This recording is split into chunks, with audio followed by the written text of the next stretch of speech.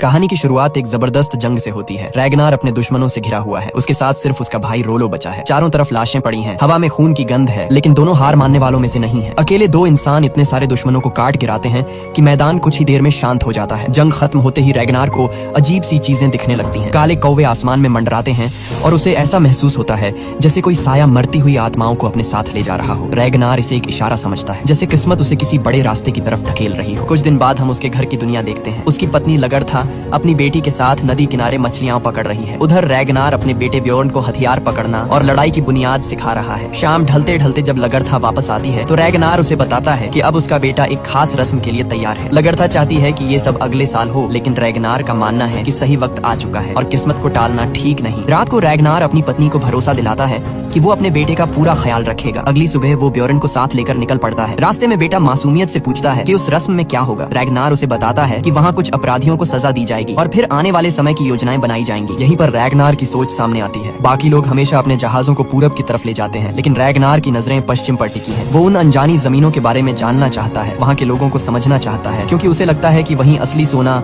दौलत और शोहरत उसका इंतजार कर रही है। और यहीं से शुरू होती है एक ऐसे इंसान की कहानी जो सिर्फ एक योद्धा नहीं बल्कि आने वाले इतिहास की दिशा बदलने वाला है। इधर जैसे ही रैगनार घर से निकलता है, उसके पीछे घर की फिजा बदलने लगती है। लगड़था अकेली होती है और तभी दो अजनबी वहाँ आ टपकते हैं। उनकी नजरें कुछ और ही इरादे बयान कर रही होती हैं। खतरे को भांपते ही लगड़था अपनी बेटी को अंदर से बाहर भेज देती है। अगले ही पल उसका रूप बदल जाता है। वो चुपचाप सहने वाली औरत नहीं रहती बल्कि एक योद्धा बन जाती है। जैसे ही वो दोनों आगे बढ़ते हैं, लगड़था उन पर टूट पड़ती है। कुछ ही सेकंड में वो उन्हें इस हालत में पहुंचा देती है कि जान बचाकर भागना ही उनके लिए सबसे समझदारी वाला फैसला बन जाता है। अगली सुबह रैगनार अपने बेटे ब्योर्न को लेकर कबीले के मैदान में पहुंचता है। वहाँ पहले से ही लोगों की भीड़ लगी होती है। थोड़ी ही देर में रोलो भी आ जाता है और हंसते हुए ब्योर्न से कहता है कि आज के बाद तुम सिर्फ बच्चा नहीं रहोगे, आज से तुम्हें मर्द माना जाएगा। वो उसे शराब का घूंट पकड़ाता है और कहता है कि अब तुम भी हमारे जैसे बन रहे हो। फिर रोलो रैगनार से पूछता है कि इस बार बादशाह हमें किस तरफ भेजने वाले हैं। पूरब की जमीन तो हम पहले ही खाली कर चुके हैं। रैगनार धीमी आवाज में कहता है कि इसीलिए अब वक्त आ गया है पश्चिम का। वहाँ के लोग अमीर हैं और वहाँ एक अलग भगवान को मानते हैं। रोलो को ये सब कहानियां लगती हैं। वो हंसते हुए कहता है कि खुले समंदर में रास्ता कौन ढूंढेगा। रैगनार अपनी जेब से एक खास पत्थर निकालता है और समझाता है कि दोपहर में इसे सूरज की रोशनी में रखो। जो साया बनेगा वो बताएगा कि हम सही दिशा में हैं या नहीं। अगर साया निशान के बीच में रहेगा तो हम पश्चिम की तरफ बढ़ रहे होंगे। बादलों में भी यही पत्थर सूरज का पता दे देगा। कुछ ही देर बाद सब लोग बादशाह की सभा में पहुंच जाते हैं। बादशाह आते ही सबसे पहले अपराधियों के फैसले सुनाते हैं। एक आदमी को जमीन के झगड़े में कत्ल का दोषी ठहराया जाता है और बिना वक्त गंवाए उसे मौत की सजा सुना दी जाती है। वहीं उसका सिर भी काट दिया जाता है। रोलो रैगनार के कान में फुसफुसाता है कि ये इंसाफ नहीं था, बादशाह उसकी जमीन चाहते थे। इसके बाद रस्म के मुताबिक बच्चों को खड़े पहनाए जाते हैं और उनसे वफादारी की कसम ली जाती है। उन्हें बताया जाता है कि आज से वो कबीले के मर्द बन चुके हैं। फिर पूरब की तरफ जाने की बातें शुरू होती हैं। तभी रैगनार सबके सामने कह देता है कि हमें इस बार पश्चिम जाना चाहिए। सोना, दौलत और एक नया धर्म सब वहीं है। बादशाह उसकी बात को बेकार की कल्पना बताकर खारिज कर देते हैं और कहते हैं कि उस तरफ सिर्फ अनंत समंदर है, जमीन नहीं। खाने के दौरान बादशाह रैगनार को अपने पास बुलवाते हैं और सख्त लहजे में समझाते हैं कि आज तुमने सबके सामने हमारी इज्जत पर सवाल उठाया है, ऐसा दोबारा हुआ तो अंजाम अच्छा नहीं होगा। जाते हुए वो अपने लोगों से कहते हैं कि इस पर नजर रखी जाए। रैगनार ये सब सुनकर बिना रुके ब्योर्न को साथ लेता है और वहाँ से निकल पड़ता है। बेटे के पूछने पर वो बताता है कि हम फ्लोकी के पास जा रहे हैं। जंगल में कदम रखते ही सामने एक अजीब सा आदमी खड़ा मिलता है। ब्योर्न उसका नाम देवता लोकी से जोड़ देता है। वो हंसकर कहता है, मेरा नाम फ्लोकी है, मैं देवता नहीं, बस एक नाव बनाने वाला इंसान हूँ। रैगनार मुस्कुराकर कहता है कि ये वही आदमी है जिसकी नावें लहरों से लड़ने के लिए बनी होती हैं। फ्लोकी उन्हें एक बड़ी नाव के पास ले जाता है जिसे उसने खास तौर पर पश्चिम की यात्रा के लिए तैयार किया था। वो समझाता है कि इसमें कीलें नहीं बल्कि लकड़ियां इस तरह जोड़ी गई हैं कि नाव लहरों से टकराकर रुकेगी नहीं बल्कि उनके साथ बहते हुए आगे बढ़ेगी। फिर आंख मारकर कहता है, डरने की कोई जरूरत नहीं, बहुत जल्द हम सब अमीर होने वाले हैं। कुछ ही दिनों में वो खास नाव पानी में उतरने के लिए तैयार हो जाती है। फ्लोकी के चेहरे पर हल्की सी घबराहट है लेकिन आंखों में भरोसा भी। जैसे ही वो नाव को पहली बार समंदर में उतारते हैं, सबकी सांसें थम जाती हैं। गहरे पानी तक पहुंचते ही रैगनार पाल खोल देता है। हवा पालों से टकराती है और नाव ऐसे आगे बढ़ती है जैसे लहरों से बातें कर रही हो। रफ्तार देखते ही सबके चेहरे खिल उठते हैं। फ्लोकी मुस्कुराकर कहता है, मैंने कहा था ना, मेरे दिमाग का कोई जवाब नहीं, घबराओ मत, हम जरूर पश्चिम पहुंचेंगे। लेकिन दूर से ये सब किसी और की नजरों से छुपा नहीं रहता। बादशाह का एक आदमी इस नई नाव को देख लेता है। रात होते ही रैगनार अपने भरोसेमंद लोगों को चुपचाप एक जगह इकट्ठा करता है। एरिक आगे बढ़कर कहता है कि जैसा तुमने कहा था, सब आ गए हैं। हर किसी ने अपने कड़े की कसम खाई है कि आज की बात किसी और तक नहीं पहुंचेगी। रेगनार सबकी तरफ देखकर बोलता है कि सालों से हम पूरब की तरफ जा रहे हैं और वहाँ अब लूटने के लिए कुछ बचा नहीं, लेकिन उसे यकीन है कि पश्चिम में असली दौलत छुपी है। बादशाह कभी इसकी इजाजत नहीं देंगे, इसलिए उन्हें चोरी छिपे निकलना होगा। नाव तैयार है, रास्ता ढूंढने का तरीका भी, बस जरूरत है भरोसे की। लूट के बाद हर इंसान को उसका बराबर का हिस्सा मिलेगा। उसकी बातें सुनते ही सब हामी भर देते हैं। अगली सुबह धुंध के बीच वो सब उस बड़ी नाव पर चढ़ते हैं और अनजानी दिशा की तरफ निकल पड़ते हैं। सफर लंबा है, लेकिन हर चेहरे पर उम्मीद झलक रही है। दोपहर को रेगनार दिशा बताने वाला पत्थर निकालता है। उसकी परछाई ठीक निशान के बीच होती है, इसका मतलब है वो सही रास्ते पर है। रात भी आ जाती है, लेकिन कोई पीछे मुड़ने को तैयार नहीं। तभी समंदर अपना असली रूप दिखाता है। तेज हवा, ऊंची लहरें और काला आसमान। एक खतरनाक तूफान उनके रास्ते में आ जाता है। पाल नीचे गिरा दिए जाते हैं, नाव को कसकर बंद किया जाता है और सब जान बचाने के लिए पूरी ताकत से चप्पू चलाने लगते हैं। तूफान के बीच फ्लोकी का चेहरा उतरा हुआ है। तभी रोलो आसमान की तरफ देखकर कहता है कि थॉर अपने हथौड़े से वार कर रहा है। देवता हमसे नाराज हैं। फ्लोकी हंसते हुए पलटकर जवाब देता है कि अगर देवता नाराज होते तो हमारी नाव सबसे पहले डूबती। ये बिजली हमारी सजा नहीं, हमारा जश्न है। उन्हें हमारी नाव पसंद आई है, इसलिए वो हमें रास्ता दिखा रहे हैं। उधर पश्चिम की तरफ कुछ पादरी भी उसी तूफान को देखकर डर के मारे कांप रहे होते हैं। उन्हें लगने लगता है कि कोई बहुत बड़ी आफत आने वाली है। रात किसी तरह कटती है। सुबह तक सब लोग चप्पू चलाते चलाते पूरी तरह टूट चुके होते हैं। तभी एक आदमी हिम्मत हारकर बोल पड़ता है कि यहाँ सिर्फ पानी है, जमीन कुछ नहीं। उसने रेगनार पर भरोसा करके सबसे बड़ी गलती की है। वो देवताओं को कोसने लगता है और चिल्लाकर कहता है कि हम सब मरने वाले हैं। रेगनार बिना एक पल गंवाए आगे बढ़ता है और उसी वक्त उसे मार देता है। फिर अपने भाई से कहता है कि कौवों को छोड़ दो, अगर वो लौट आए तो समझो आगे सिर्फ समंदर है, अगर वापस न आए तो इसका मतलब जमीन पास है। काफी देर इंतजार होता है, कौवे वापस नहीं आते। कुछ देर बाद दूर आसमान में समुद्री पंछी उड़ते दिखाई देते हैं। सबकी आंखों में चमक आ जाती है। ये पहला संकेत होता है कि जमीन अब दूर नहीं। थोड़ी ही देर में धुंध के बीच उन्हें आगे जमीन की लकीर दिखने लगती है। किनारे पर एक चर्च खड़ा होता है और उसके अंदर कुछ पादरी मौजूद होते हैं। जैसे ही वो इनकी नाव को अपनी तरफ आते देखते हैं,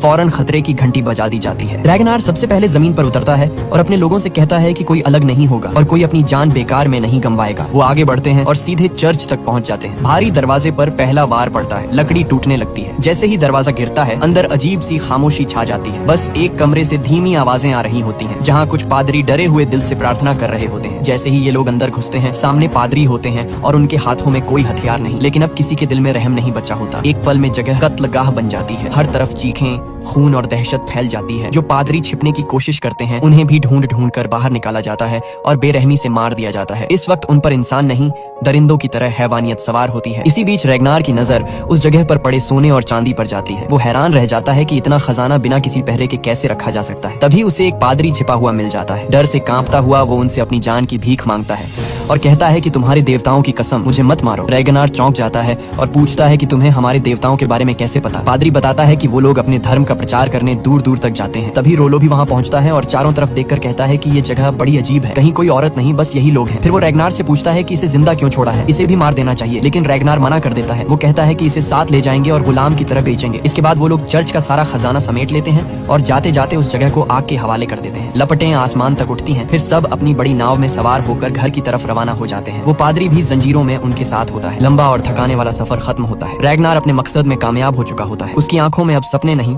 सुकून और खुशी होती है। पश्चिम सच में मौजूद था। अब बस इंतजार है अपने लोगों के बीच लौटकर अपनी कहानी सुनाने का। रास्ते में अचानक पादरी रेगनार को बताता है कि तुम्हारा एक साथी मर चुका है। जब जाकर देखा जाता है तो वो सच में जान गंवा चुका होता है। बिना किसी रस्म के उसे समंदर के हवाले कर दिया जाता है और नाव फिर आगे बढ़ जाती है। आखिरकार जब ये लोग अपने गांव पहुंचते हैं तो उन्हें देखकर हर तरफ खुशी फैल जाती है। रेगनार सबको बताता है कि ये तो बस शुरुआत है। वहाँ सोने चांदी के भंडार हैं और ऐसी चीजें हैं जो उन्होंने कभी देखी भी नहीं। तभी बादशाह का आदमी कनूत आगे आता है और ऐलान करता है कि बादशाह का हुक्म है, अभी की अभी सारी लूट उनके सामने पेश की जाए। कुछ ही देर बाद रेगनार बादशाह के सामने खड़ा होता है और कहता है कि मेरे मालिक, ये तो सिर्फ शुरुआत है। वहाँ इससे कहीं ज्यादा सोना है। वहाँ बस कुछ पादरी थे, वो भी बिना हथियारों के। पल भर में सब खत्म हो गया और ये उनमें से एक है जिसे मैं जिंदा ले आया हूँ। रेगनार पादरी से पूछता है कि तुम्हारे भगवान के घर में इतना सोना क्यों रखा था? क्या तुम्हारे देवता भी लालची हैं? वो मुस्कुराकर कहता है, हमारे लिए भगवान एक ही है। लोग सोना और चांदी उसे चढ़ावे के तौर पर देते हैं ताकि मरने के बाद उन्हें जन्नत में जगह मिल सके। अगली सुबह रेगनार उसी पादरी को साथ लेकर फिर से बादशाह के पास पहुँचता है। वो कहता है कि वो दोबारा पश्चिम जाना चाहता है। जिस जगह उन्होंने धावा बोला था उसके पास ही एक और शहर है जहाँ और भी ज्यादा दौलत छुपी है। वो वादा करता है कि जो कुछ मिलेगा हमेशा की तरह बादशाह का ही होगा। बादशाह कहते हैं कि जाना मुमकिन है, लेकिन रेगनार समझाता है कि बेवजह अपनी जान खतरे में डालने से बेहतर है कि वही लोग जाएं जो पहले वहाँ जा चुके हैं। आखिरकार बादशाह मान जाते हैं, मगर शर्त रखते हैं कि इस बार उनका आदमी कनूत भी साथ जाएगा। रेगनार घर लौटते ही लगरथा से कहता है कि इस बार वो भी उसके साथ पश्चिम चलेगी। बच्चों और खेतों का ध्यान वही पादरी रखेगा। ब्योर्न अब इतना बड़ा हो चुका है कि संभाल सके। सके। अगली सुबह सब लोग नाव पर चढ़ते हैं और फिर से पश्चिम की तरफ रवाना हो जाते हैं। इस बार समंदर शांत होता है, दिशा बताने वाला पत्थर सही काम कर रहा होता है और सफर आसान गुजरता है। जैसे ही वो दूसरी तरफ उतरते हैं, कुछ सिपाही उन्हें रोकते हैं और कहते हैं कि अगर तुम व्यापारी हो तो तुम्हें राजा एले से मिलवाया जा सकता है, लेकिन जवाब में तलवारें निकल आती हैं। कुछ ही पलों में सिपाही जमीन पर गिर चुके होते हैं। एक भागने में कामयाब हो जाता है, लेकिन एक को जिंदा पकड़ लिया जाता है और उसी की मदद से वो शहर तक पहुंचते हैं। हमले से पहले रैगनार लगड़था से कहता है कि कोई बेवजह बहादुरी नहीं दिखाएगा और कोई भी अकेला नहीं पड़ेगा। जैसे ही गिरजाघर की घंटी बजती है, पूरा शहर उसी तरफ बढ़ जाता है। गलियां खाली हो जाती हैं और हथियार चर्च के बाहर रखे होते हैं। यही मौका था, दरवाजे तोड़े जाते हैं और वो अंदर घुसते हैं। अंदर लोगों की भीड़ होती है। बिना वक्त गंवाए हमला शुरू हो जाता है। चीखें, अफरा तफरी और खून से पूरा हाल भर जाता है। पादरी चिल्लाते हैं कि ये भगवान का घर है, यहाँ ऐसा मत करो। रैगनार ठंडी आवाज में कहता है, डरने की जरूरत नहीं, तुम्हारा भगवान यही है। सोना चांदी हर कीमती चीज समेट ली जाती है। फ्लोकी तक चढ़ावे की शराब भी पी जाता है। इसी बीच कनूत एक घर में घुसता है और वहाँ एक औरत से सामना हो जाता है। जब वो जबरदस्ती करता है, लगड़था बीच में आ जाती है। वो उस औरत को बचाने की कोशिश करती है, लेकिन कनूत उसे वहीं मार देता है। फिर वो लगड़था की तरफ बढ़ता है और कहता है कि अब इसकी कीमत तुम चुकाओगी। जवाब में लगड़था उसे वहीं ढेर कर देती है। जब सब वापस लौटने लगते हैं, रैगनार पूछता है कि कनूत कहाँ है। लगड़था शांत आवाज में कहती है, मैंने उसे मार दिया, उसने मेरी इज्जत पर हाथ डाला था। जैसे ही वो लोग चर्च से बाहर निकलते हैं,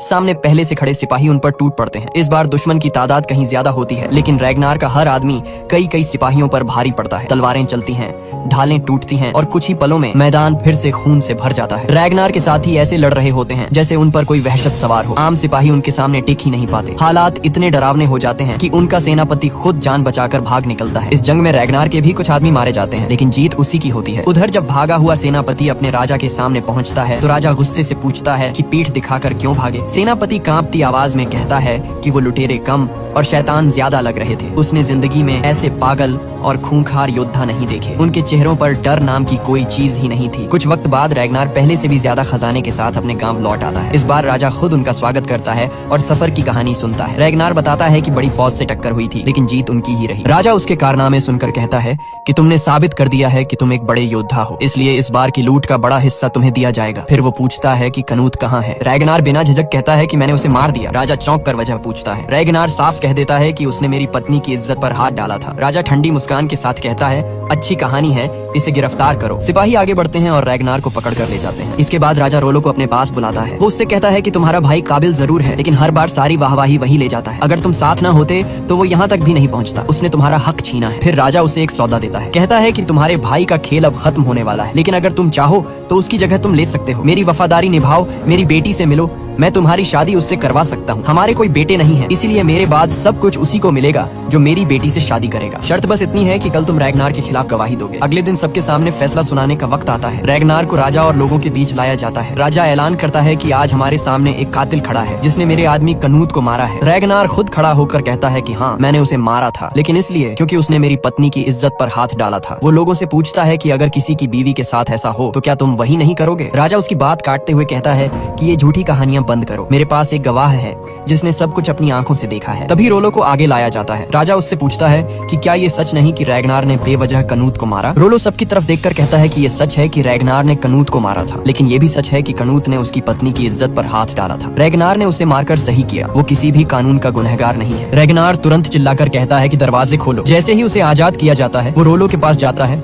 और कहता है कि तुमने मुझ पर जिंदगी भर का एहसान कर दिया है। रोलो हल्की मुस्कान के साथ जवाब देता है, अब ये एहसान जिंदगी भर उतारते रहना।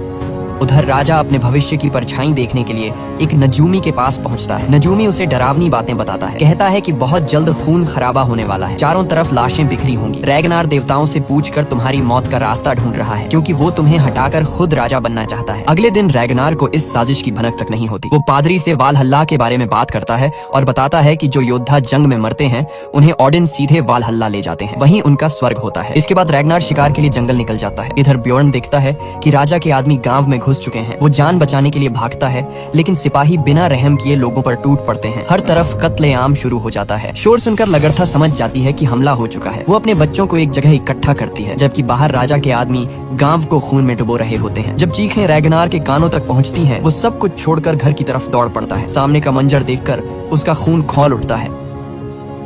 उसके लोग मारे जा रहे होते हैं। रैगनार बिना सोचे समझे दुश्मनों पर टूट पड़ता है। रास्ते में जो भी सामने आता है वो उसे मौत के घाट उतारता जाता है। तलवारें टूटती हैं, लाशें गिरती हैं। एक झड़प में उसकी टांग जख्मी हो जाती है, लेकिन फिर भी वो पीछे नहीं हटता। अकेला आदमी कई सिपाहियों को काटता चला जाता है, लेकिन दुश्मनों की तादाद इतनी ज्यादा होती है कि वो अपने बहुत से लोगों को नहीं बचा पाता। रैगनार जैसे ही अपने घर की तरफ बढ़ता है, राजा का एक सिपाही उस पर तीर चला देता है। तीर उसकी देह में धंस जाता है, लेकिन वो दर्द को अनदेखा करते हुए तीर तोड़ देता है। वो अपनी पत्नी और बच्चों से कहता है, इसी गुप्त रास्ते से भाग जाओ, मेरी फिक्र मत करो, मैं तुम्हें मिल जाऊंगा। लगड़था बच्चों को लेकर उसी सुरंग से निकल जाती है। उसी वक्त राजा अपने सिपाहियों के साथ घर को चारों तरफ से घेर लेता है। रैगनार जानता है कि अगर वो बाहर नहीं गया तो उसके लोग मारे जाएंगे। वो खुद सामने आ जाता है। उसका शरीर खून से लथपथ है, लेकिन वो फिर भी ढाल बनकर खड़ा रहता है। इधर लगड़था बच्चों और पादरी के साथ नदी तक पहुंच जाती है और नाव में बैठकर वहां से निकल जाती है। राजा गुस्से में रैगनार से कहता है कि तुमने अपने राजा से गद्दारी की है और इसकी सजा सिर्फ मौत है। मौका मिलते ही रैगनार अचानक हमला करता है, एक घोड़ा छीनता है और वहां से भाग निकलता है। सिपाही उसके पीछे दौड़ते हैं। रास्ते में वो जानबूझकर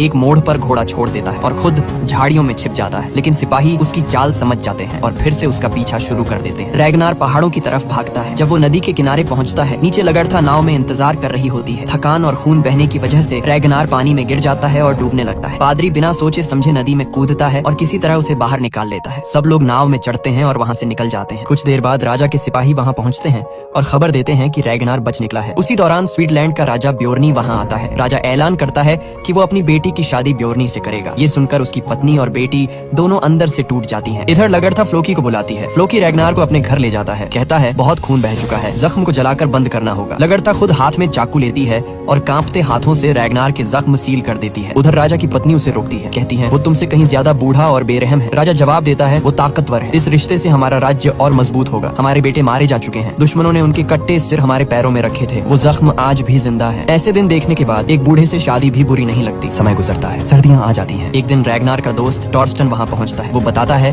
कि राजा के सिपाही हर वक्त हम पर नजर रखे हुए हैं, किसी तरह वो बचकर यहाँ तक आया है। इधर राजा धूमधाम से अपनी बेटी की शादी कर देता है। अगली सुबह राजा के सिपाही रोलो को पकड़कर घसीटते हुए ले आते हैं। उससे पूछा जाता है कि रैगनार कहाँ है। रोलो कहता है वो मर चुका है, लेकिन उसे बेरहमी से यातनाएं दी जाती हैं। उसी शाम टॉर्स्टन भागते हुए रैगनार के पास आता है और बताता है कि तुम्हारे भाई को कैद कर लिया गया है, वो मर जाएगा लेकिन तुम्हारा पता नहीं बताएगा। फ्लोकी समझ जाता है कि ये जाल है। वो कहता है ये तुम्हें फंसाने की चाल है, लेकिन रैगनार शांत आवाज में कहता है तुम राजा के पास जाओ और उसे खुले मुकाबले की चुनौती दो। अगर वो मना करे तो कहना कि ये कायरता उसे कभी बालहल्ला नहीं दिखाएगी। अगले दिन फ्लोकी राजा के दरबार में पहुंचता है और रैगनार की तरफ से मुकाबले की चुनौती रखता है। राजा पहले मना कर देता है, लेकिन उसे नजूमी की वो डरावनी भविष्यवाणी याद आ जाती है। किस्मत को बदलने के लिए वो चुनौती कबूल कर लेता है। खबर मिलते ही लगड़था अगले दिन के लिए तैयारियां शुरू कर देती है, लेकिन रैगनार के जख्म अभी भरे नहीं है। वो कहती है इस हालत में तुम कैसे लड़ोगे। उधर राजा बेचैन होकर अपनी पत्नी से कहता है कल हमें उस आदमी को मारना है जिसे हम कभी सबसे ज्यादा इज्जत देते थे। उसी ने हमें पश्चिम का रास्ता दिखाया था और कल उसी का खून हमें वहाँ तक पहुँचाएगा। अगली सुबह रैगनार आखिरकार मुकाबले के लिए राजा के सामने पहुँचता है। पूरा मैदान लड़ाई के लिए बेताब है और राजा भी अपनी पूरी ताकत के साथ मौजूद है। दोनों बिना किसी शब्द के भिड़ जाते हैं। तलवारें टकराती हैं और जल्दी ही रैगनार की तलवार टूट जाती है। इसके बाद दोनों ढालों से भिड़ते हैं, लेकिन उनकी ढालें भी टूट जाती हैं। फिर दोनों को नए हथियार दिए जाते हैं और लड़ाई फिर शुरू हो जाती है। बियॉन चिल्लाता है पिताजी जीत आपकी होगी। लड़ाई इतनी खतरनाक है कि कोई भी हार मानने को तैयार नहीं। कुछ लोग कहते हैं रैगनार को खत्म कर दो, जबकि कुछ कहते हैं राजा हिम्मत रखो। इसी बीच राजा रैगनार को गंभीर रूप से जख्मी कर देते हैं, पर जैसे ही मौका मिलता है रैगनार एक बार में राजा का काम तमाम कर देता है और वो सीधे जमीन पर गिर जाते हैं। तभी रैगनार को आसमान में एक कौवा दिखाई देता है। वो राजा के पास जाकर कहता है देवता ओडिन आ चुके हैं, अब देखो कौन उनके साथ वेलहेला जाएगा। राजा कहते हैं हम जाएंगे। रैगनार उनकी नस काट देता है। स्वीगी खून रोकने की कोशिश करती है, लेकिन राजा हाथ हटा देते हैं और कहते हैं आज रात हम अपने बेटों के साथ वेलहेला में जश्न मनाएंगे। और फिर राजा मर जाते हैं। राजा का चमचा रैगनार को खत्म करने की कोशिश करता है, लेकिन रोलो कुल्हाड़ी लेकर उसका सामना करता है और उसे रोक देता है। स्वीगी भी अपनी बेटी को बचाते हुए राजा के खिलाफ कदम उठाती है। मौका पाकर वो कहती है रैगनार सलामत रहे। इस घटना के बाद सभी लोग रैगनार को अपना नया राजा मान लेते हैं और यहीं खत्म होता है वाइकिंग्स का पहला पार्ट। लेकिन ये सिर्फ एक शुरुआत है। रैगनार अब राजा बन चुका है। अब सवाल ये है कि क्या रैगनार पश्चिम की तरफ जाएगा और वहाँ लाशों के ढेर खड़े करेगा, या फिर वहाँ के लोगों के लिए कुछ अलग करेगा। पश्चिम में 4 बड़ी रियासतें हैं जो रैगनार का नाम मिटाने की ताकत रखती हैं, लेकिन अब रैगनार पहले से भी ज्यादा ताकतवर होकर पश्चिम में कदम रखेगा। क्या रैगनार वहाँ सूरज की तरह हमेशा के लिए डूब जाएगा या वहीं नए साम्राज्य का सूरज उगेगा? ये सब हमें अगले पार्ट में पता चलेगा। इसलिए वीडियो को लाइक और शेयर करना मत भूलिए। कमेंट बॉक्स में वाइकिंग्स पार्ट 2 के लिए अपने विचार बताइए और सब्सक्राइब करके अगली वीडियो के लिए तैयार रहिए।